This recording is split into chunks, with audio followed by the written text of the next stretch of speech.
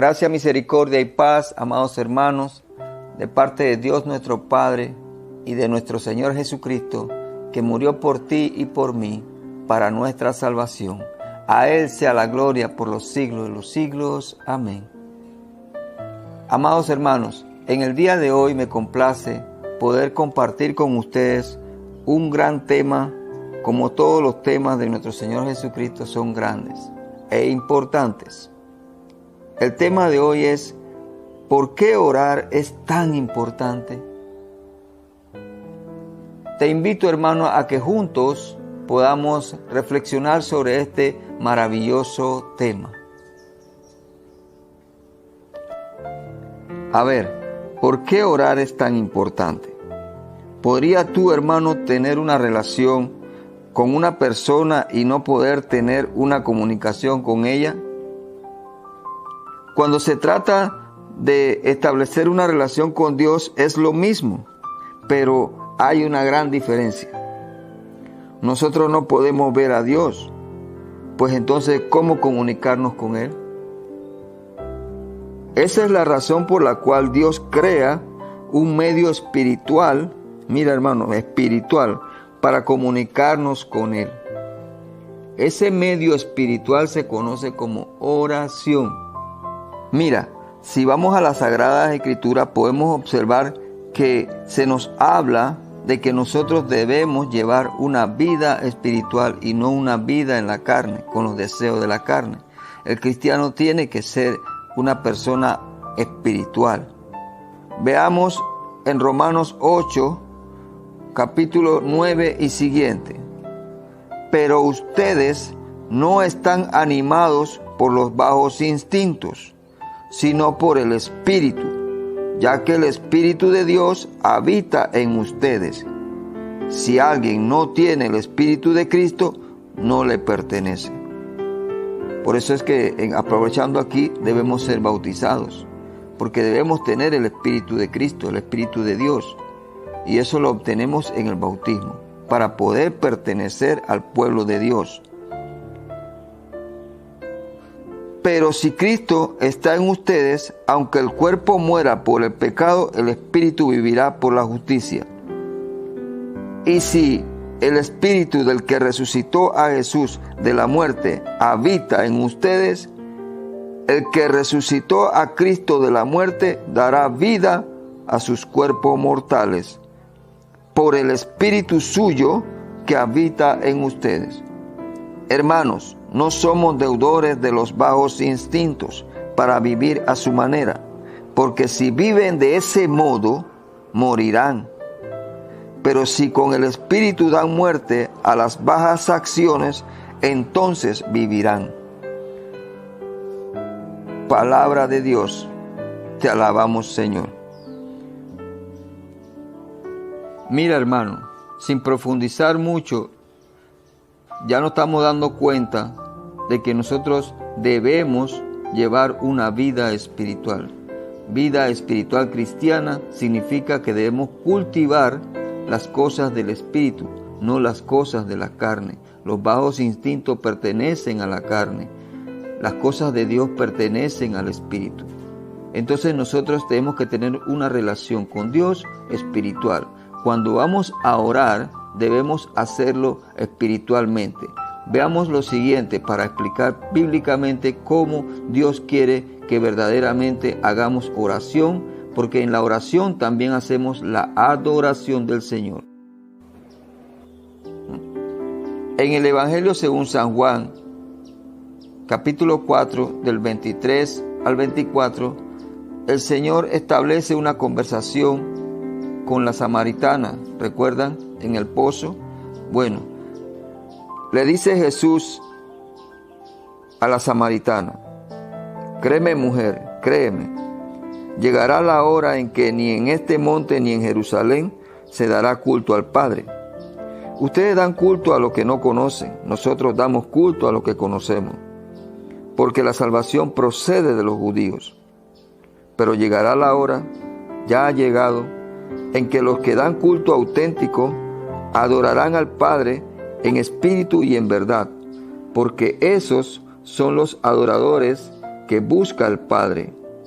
Dios es espíritu, y los que lo adoran a Él deben hacerlo en espíritu y en verdad.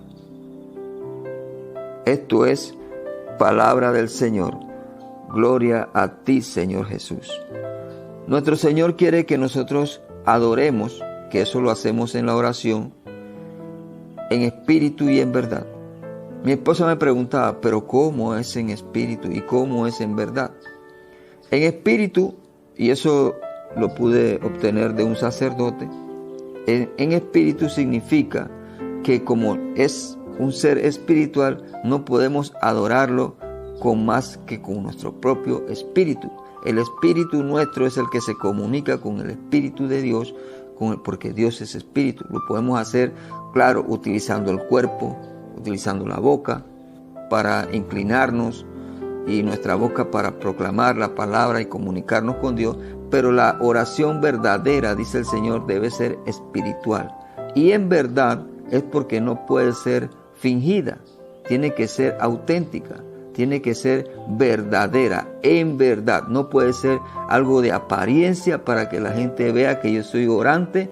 Ese es lo que quiere el Señor, que cuando yo estoy haciendo oración, lo haga en espíritu y en verdad. Así debemos orar. Vamos entonces a ver por qué debemos orar. ¿Cuál es el propósito? Podríamos establecer diferentes propósitos de la oración. Uno de los principales propósitos de la oración, y no es el único, pero es uno de los principales, es la adoración a Dios, como habíamos dicho. Adoramos a Dios por medio de la oración también. Y lo hacemos, como dice el Señor, debemos hacerlo en espíritu y en verdad. Otro propósito de la oración es como dice el Evangelio según San Lucas capítulo 22, versículo 46. Dice: ¿por qué están dormidos? Levántense y oren para no sucumbir en la tentación. Para no sucumbir en la tentación. Ese es un propósito que podemos añadir a la oración. Es un propósito que nos mantenga, la oración nos mantiene en contacto con el Señor, para no sucumbir en la tentación que siempre va a estar, porque dice, ahí no dice para que la tentación no exista o no les llegue, o nos va a atacar la tentación. Lo que el Señor quiere es que mantengamos oración para no caer en ella, para no caer en la tentación. Pero siempre va a haber, el tentador siempre lo va a hacer, va a tratar de que tú y yo caigamos en el pecado. Lo hizo con nuestro Señor Jesucristo, no lo va a hacer con nosotros. ¿Recuerdas? En el desierto, el tentador. Aquí podríamos añadir rapidito para que tú sepas. Mucha gente confunde la tentación con la prueba. La tentación viene del enemigo, es el tentador, ese es su trabajo. La prueba viene de Dios, que es para nuestro propio beneficio, para nuestra purificación y nuestro crecimiento espiritual. No confundamos prueba con tentación, hermano. Por favor, que no se confunda eso. Seguimos. Entonces decimos que uno de los propósitos también es no caer en la tentación. Otro propósito sería si estamos en estado de gracia, mantenernos en ese estado de gracia, porque tenemos nuestro espíritu en comunicación directa con el Señor constantemente. Eso evita a que, como dice el anterior propósito, caigamos en tentación y perdamos el estado de gracia. Pero también, si hemos perdido el estado de gracia por un pecado que hayamos cometido, también nos ayuda a comunicarnos con el Señor en oración para pedirle perdón por ese pecado. Pero ese pecado no será perdonado hasta que no sea confesado ante un sacerdote. Dice el padre Loring en uno de sus videos que confesarse con Jesucristo está bien y es muy importante. Pero esos que dicen, no, yo me confieso con Jesucristo y pido perdón, eso no vale. Solamente pedir perdón a Jesucristo no vale, porque Jesucristo dio la fórmula que debemos utilizar es ir a un sacerdote. Jesucristo no te perdona tus pecados directamente. Sí te escucha y te ayuda a salir de la situación espiritual en que está, pero tu deber es ir a confesarte a un sacerdote para poder recibir el perdón de nuestro Señor Jesucristo. Es la forma que Él ha creado el sacramento de la reconciliación, y esto lo creó Dios para nosotros y tiene una fórmula. Debemos pedir perdón a Dios, pero tenemos que ir al sacramento de la reconciliación a través de un sacerdote. Eso es muy importante que lo sepamos. Otro propósito de la oración es acción de gracia. Debemos agradecer al Señor todo lo que Él hace por nosotros, lo que ha hecho, lo que hace y lo que hará. También podemos utilizar la oración, como lo dijimos en los videos anteriores, para pedir al Señor que nos ayude, que nos dirija, que nos guíe en este caminar de todos los días, que nos santifique. Antes de la santificación, obviamente, que nos libere del pecado, que nos limpie de las manchas, que nos perdone nuestros pecados a través de la reconciliación, que nos sane nuestras heridas, como dijimos anteriormente, sana nuestras heridas, nuestras secuelas que han quedado. Entonces llévanos a un proceso de santificación, ¿verdad? Porque la santificación lo vimos que es un proceso. Y luego, sálvanos, Señor. Sálvanos, llévanos al reino, a compartir contigo la gloria eterna. Hermanos, verdaderamente Dios nos manda a estar constantemente pensando en Él, comunicándonos con Él, dejándonos guiar de Él, porque de eso se trata. En el momento que tú, mira, ponlo así, un niño va de la mano con su papá o su mamá cruzando la calle. Y imagínate que a mitad de la calle, cruzando la calle, que es tan peligrosa, el niño se suelta de la mano de su padre o de su madre. ¡Wow! Peligro, ¿eh?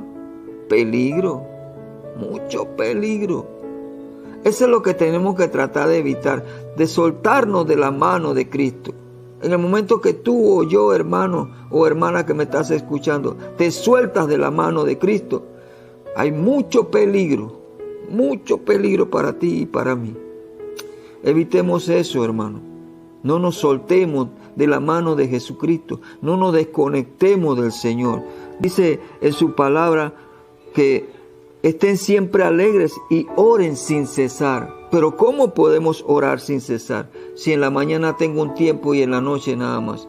Bueno, como dijimos, dedica tu tiempo a estar conectada con el Señor. En el radio, en las alabanzas, en la jaculatoria, siempre que tu mente esté ocupada con las cosas de Dios. Y las cosas de Dios no son las que te alejan del mundo.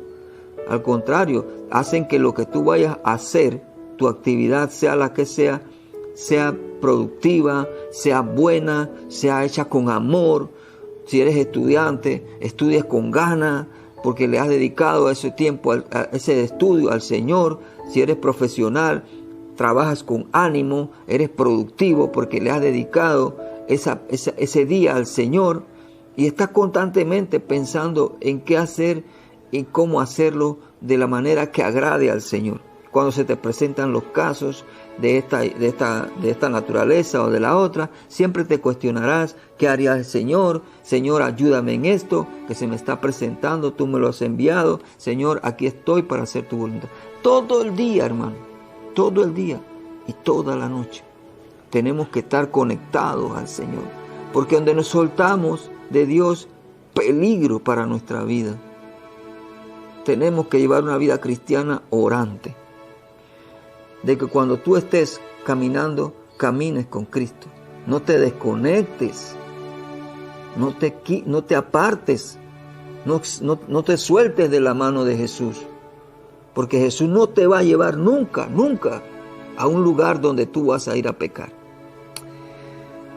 Hermano, espero que este video compartir haya sido de provecho, tanto para ti como para mí, hermano. Porque no creas, esto me ayuda mucho, poder compartir con mis hermanos estas experiencias en la calle, en la cotidianidad, me ayuda mucho a mí y espero que también a ti. Porque, como te digo, tú y yo estamos en la misma condición. Somos pecadores que queremos pasar por un proceso de purificación e ir al reino de los cielos. Paz y bien, vida eterna.